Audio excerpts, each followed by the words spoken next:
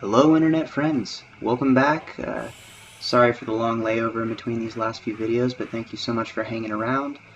Finally getting a chance to sit down and get my thoughts out about my own training history, a video that was really highly requested from many of you. Some of you may not be quite as interested in this, so that's totally fine too, but for those of you who had asked, that is the purpose of this video. And the clips in the background that you're seeing are not really current training. These are sort of a random assortment of clips that I had on my computer over the last few years. A lot of these sets had some sort of significance to me.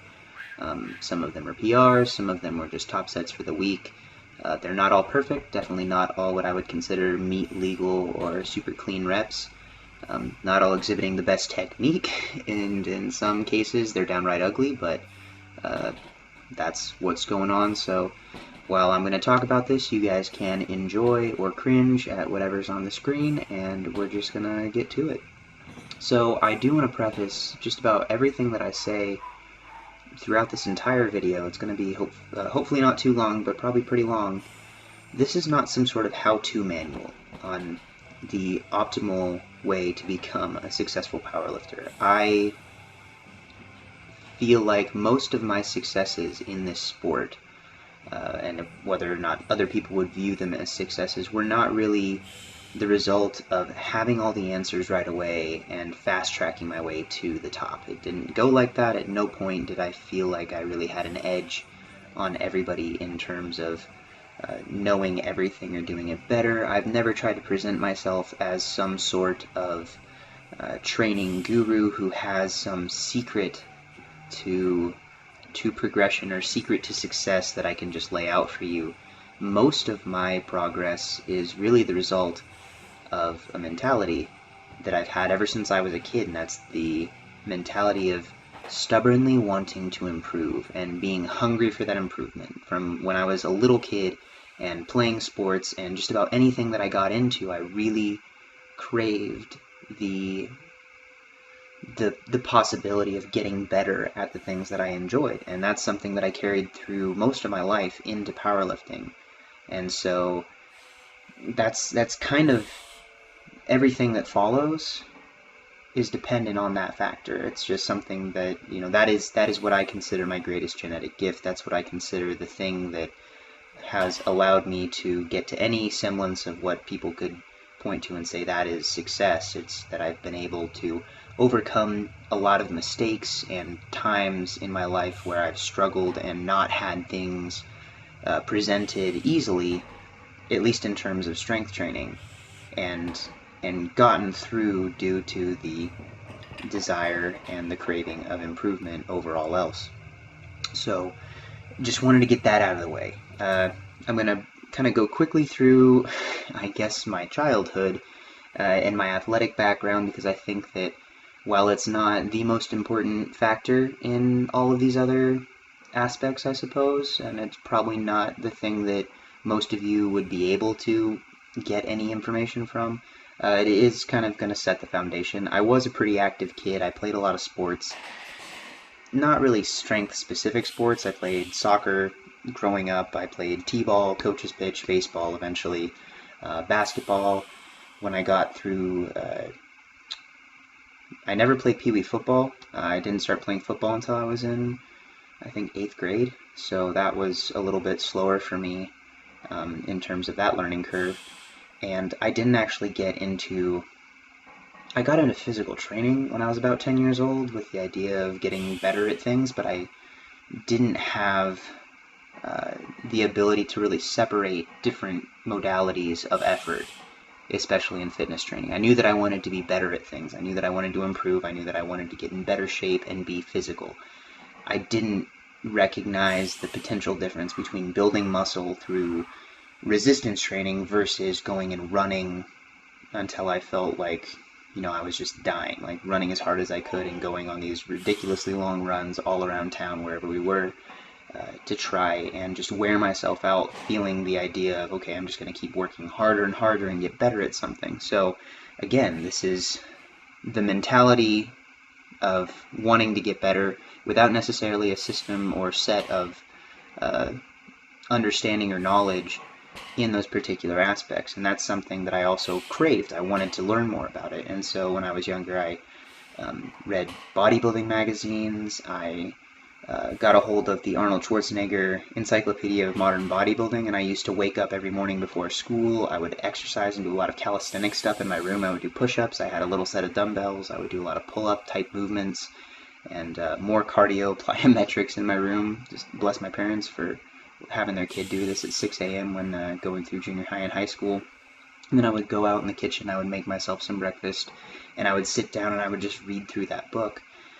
And again, most of the principles that I took away from what I was reading and what I was understanding is that hard work and putting forth effort tends to bring progress in some way. It may not be optimal progress, and looking back, most of the things I was doing were not the best way to go about it to train optimally and to utilize all the resources you have available. I will also say that at the time that this was all going on, YouTube and the internet was much smaller in terms of what it had to offer, and it wasn't, the YouTube fitness community was not developed in the year 2000. It was when I was really starting to kind of pick up all of this stuff. You could find little bits here and there if you really knew what to look for, but it wasn't nearly as easy to stumble upon as it is now, and that's awesome. I think that's a great thing. I feel like there's many channels out there on YouTube specifically. You can just do a Google search for powerlifting, and there's a whole lot of different resources that come flooding towards you. And where I was feeling starved and craving this information, it feels like now people are almost bombarded with it and overwhelmed with it. And I guess something that I really want to get across to you guys is that I didn't do something like starting strength or a 5x5 or mad cow or any of these what people would say are the beginner programs to get started, because I was so unfamiliar with it. I don't know if some of these programs were even readily available or written yet, but they definitely weren't the mainstream when I got into it. I also realized that there was a lot of people that in terms of competitive powerlifting, when I started getting more and more into lifting focused towards strength training specifically, my high school had a powerlifting team. I trained with some friends.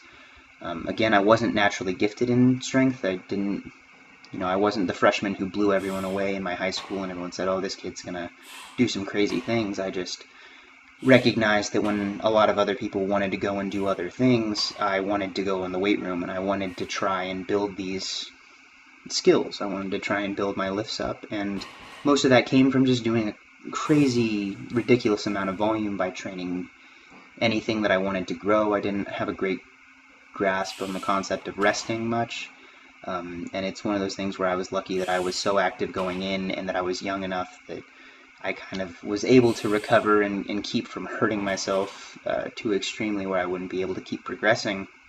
But most of that was just lucking out and just lifting more weight each time, going hard, kind of the ultimate bro science that you didn't even learn from somebody. It made sense in your brain to just go hard all the time, and that's how you get better. And that's really where my start came in. So as I got more serious into it, as I started to understand a little bit more about programming and rest type things, I did a lot more what would be considered body part splits and bodybuilder-esque training style through a lot of the high school. I'd wake up in the morning, I'd do stuff in my room, kind of more of a generalized fitness type of training, just throughout most of my high school career, and then I would work really hard in the weight room with heavy compound lifts for lots of volume, and then do more isolation type things, and I had kind of a body part rotation in that, and then I would do practice after school for whatever sport I was involved in. So in high school I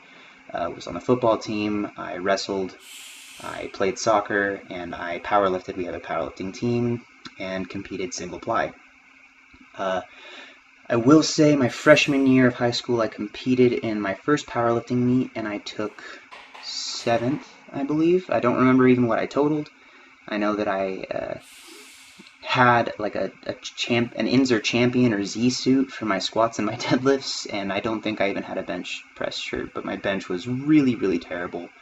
I never got excited about pressing nearly as much as I did about the lower body lifts. I was always really impressed. The bodybuilders that I really focused on were guys like Tom Platz and, people who'd really built up their legs. That always, to me, was way more impressive because I felt like squatting was more intense. I don't know. It's just the way that my brain worked when I was that age. I still like the lower body lifts more, but usually that's kind of because I'm just terrible at the upper body stuff. So that kind of continued.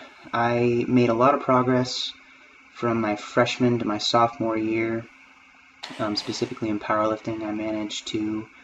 I think I took third place at the state tournament as a 165 lifter. State for the high school in Washington, the high school system. It wasn't a sanctioned meet or something. Not like, I wouldn't write home about it. We wear, basketball shorts over our singlets and stuff. It was pretty fly by the seat of your pants. There were 5 racks going on at the same time, pretty much. So it was a pretty hectic sport in that setting, but it was something I really enjoyed, and I just kind of got bit by the iron bug throughout that time. My junior and senior years, I was lifting in single ply again, and I think my best totals my junior year was somewhere around a 1350 single ply with what I would say are kind of those sort of generic suits. And then I got some of my own powerlifting equipment my senior year and totaled 1490 at 182. I was going to compete at state as a 181, but we had a lighter guy on the team, and the coach asked me if I could go 198 so he could go 181 because we thought we could score more team points that way, and he was right. Frank won the 181 class. I won the 198 class at 182, and I think the only person actually who out-totaled me at that meet was the heavyweight, who totaled 1500. So I got beat by 10 pounds by someone who weighed 275 when I weighed 182. I'd say that was the first time that I ever felt like I was really seeing and feeling success in the sport. That was the year that I got my first 600-pound deadlift, single ply. That was the year that I got my first 65-pound squat, single ply. I missed 585 at state. I don't think that I would count those lifts now with the standard of depth that I really pursue, but that's just kind of the situation I was in.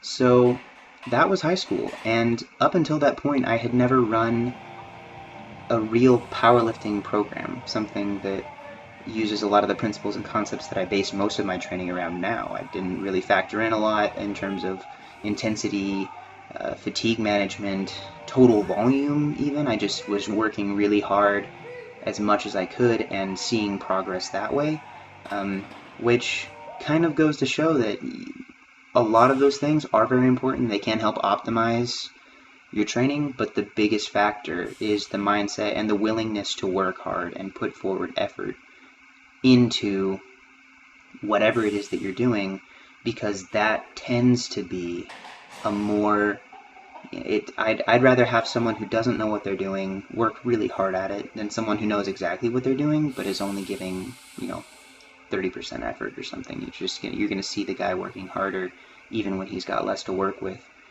tend to get a better start, and you learn work ethic. You learn better practices and tendencies to carry with you further into what you're going to do once you start to understand the process. So at this point, I was 18 and I had been training in some way kind of all over the place for about 8 years.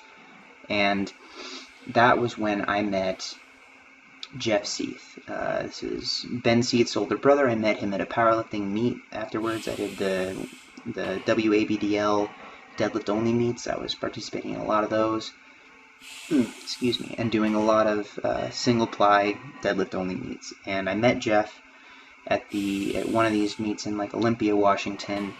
Found out he lived in Aberdeen, and I went over to his place and he introduced me to conjugate training. He introduced me to the West Side method back when that was like what everyone did. If I hadn't made it clear yet, at the time when I was really getting into this, geared lifting was the norm. Say, why did these high schoolers, why weren't they lifting raw? That makes more sense for these younger guys.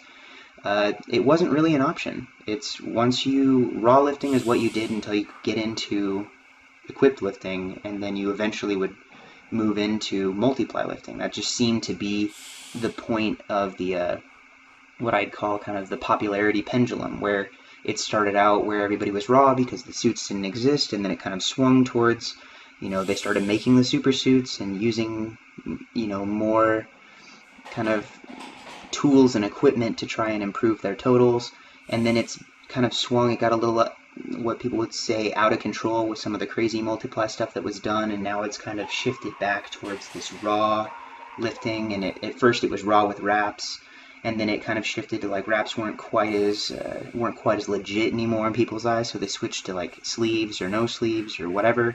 And now the sleeves are getting higher amounts of technology, and it's, elbow cuffs are coming out and different, more improved wrist wraps and belts that help people more and more. And it's funny because you see all of these trends that people start, and they move towards this more assisted style of lifting, and then they kind of move away from it, but then the raw lifting becomes more and more equipped with the technological advances. I think it's hilarious when people start to bash other styles of lifting and other types of lifting when they're failing to see their own purist style becoming less and less pure as they go along with it. But I digress. That's not really the point.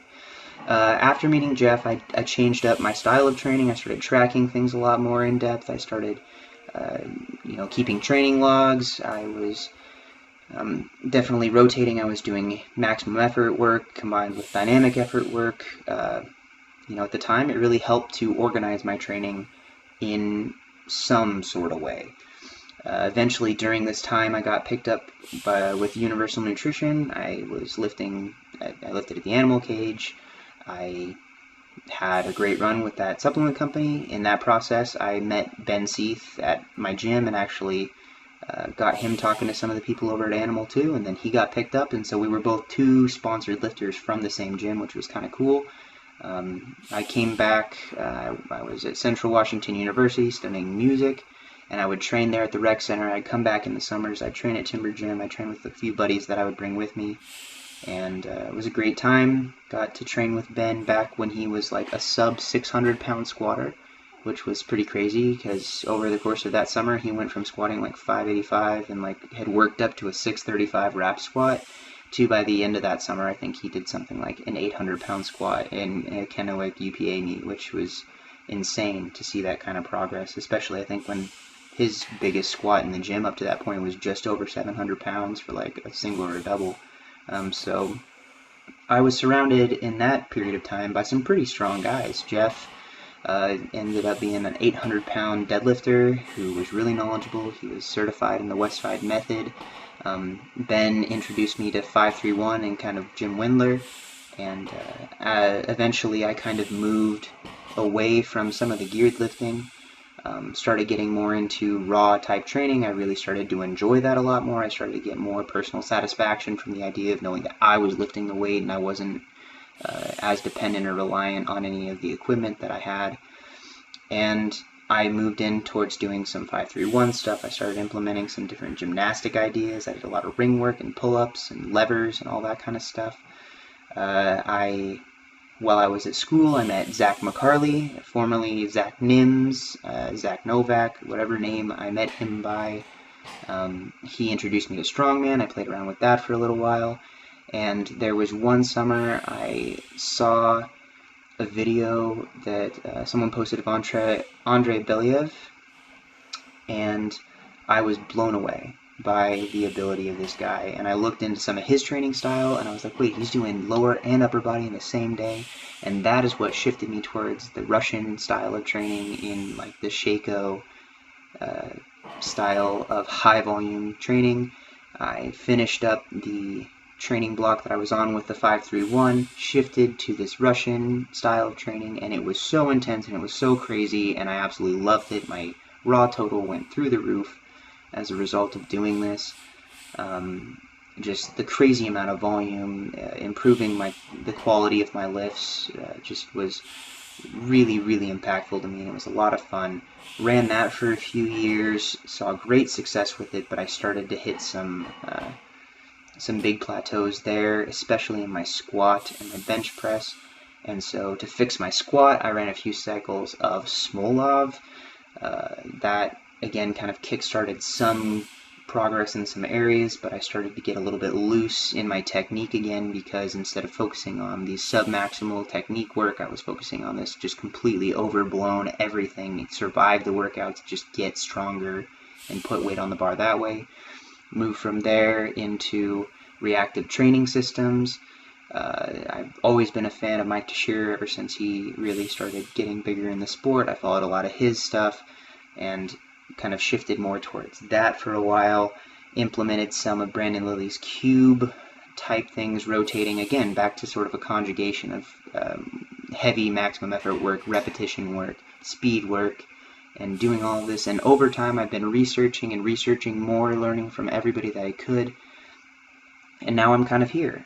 So I've tried a lot of these different types of programs, but I didn't start with any of them. I started kind of just building up this base. And if I could go back and do it differently, I feel like I would want to implement a lot of the changes and a lot of the things that I've made. I think it would have made the journey a lot quicker, and I would be at a better place right now. But at the same time, I feel like I learned more about life by running into the struggles that I did. If everything came easily the first time, if I had all the answers and never really just had to dig deep and fight through some suboptimal information, planning, programming, all of that stuff, I'm not sure how it would have changed the way I really view training now. And I really appreciate the way that I can look at training now. And I'm going to be honest with you guys, this summer specifically, like if we're talking about the right now in my life, it has been kind of one of those low points. This has been a really rough summer for me because of a whole bunch of reasons. I went through a time where I was homeless. I went through some pretty impressive loss of personal control when it came to my having a handle on my eating habits and just my structuring of time, my organization. I had some medication issues. I was diagnosed with attention deficit hyperactivity disorder a couple years ago, and was given some medication to help monitor and kind of balance my life. And it was really helpful, and it really assisted in just doing things that most people take for granted. But I ran into some struggles this summer throughout that, and so I've kind of hit a low point. But because that's what most of this has been. This is so far from perfect. This entire journey has been trying something, running into roadblocks, and learning how to work through them and to work past them, and understanding that so much of the journey is learning how to pick yourself up and keep going forward, and not to stay down and give up just because something becomes difficult. And it's those experiences that have built up any semblance of character that I feel like I'm able to exhibit with strength in my life as a person, rather than just physical strength, because I think that there's way more to this than just being good at picking up heavy stuff. So that's really what I wanted to talk about. I hope you guys enjoyed it. I hope you found it somewhat informative. You definitely are seeing more of kind of a look into my life. And for anybody who's worried, for me right now, just with the situation that I've kind of put myself in, please know that I am right now at a point of some of the highest motivation that I've ever had. I'm thinking of this kind of as a comeback opportunity, kind of as an opportunity for me to point to something very specific and say, I'm not going to let that happen again. I've already taken steps. Just coming out in this new place that I'm at. I got out of the house I was in. I'm in a new place, a new environment with some newfound motivation, new excitement towards what I'm doing again, reorganizing my life, making a lot of positive changes, and I'm happy again for the first time in a while. And that's a good feeling. And I I'm back, and I've got good things coming, and I'm just excited to be able to share those things with you as they are happening. So thank you guys so much for watching. Thanks for sticking around. I know this is a long video. I hope you enjoyed the footage. I hope you found something from the talks that can encourage, inspire, maybe help you through something that you're going through. But again, I think the biggest thing is your mindset, and if you're willing to work and try to strive to learn more, to get better, and to never quit when things feel like they're difficult. So thanks again, and I will talk to you guys all very, very soon.